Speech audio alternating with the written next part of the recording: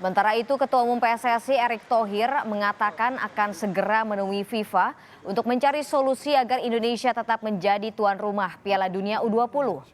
Erick mengaku hal ini tidak mudah, namun ia berjanji akan berusaha sebaik mungkin.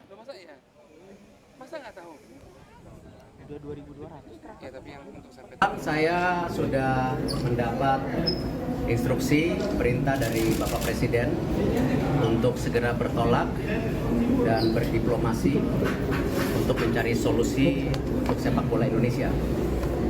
Tentu seperti yang saya sudah sampaikan, ini hal yang tidak mudah dan tentu ya saya akan berusaha semaksimal mungkin. Mohon doa kepada kami semua yang memang ditugaskan.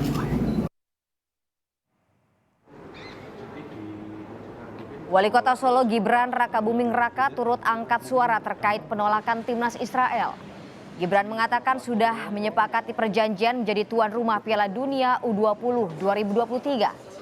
Ia menilai jika ada penolakan seharusnya dilakukan dari dulu, bukan saat sudah mendekati dimulainya kompetisi.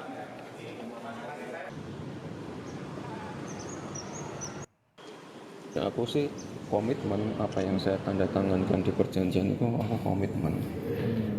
Ini satu aja, dipermasalahke. Harusnya itu protesnya kak dek-dek nopo lagi saiki. Sejak Israel lolos ya Mas. Nopo lagi saiki protes kudune ndek ben. Nek ora pengen dadi tuan rumah rasa dadi tuan rumah. Protes saiki.